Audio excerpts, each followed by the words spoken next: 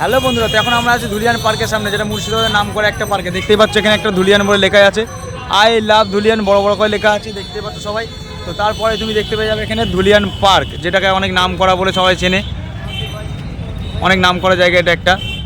তো আমরা এখন যাবো ধুলিয়ান পার্কের ভিতরে, অনেক ভিড় আছে দূর থেকে আমরা দেখতে পাচ্ছি।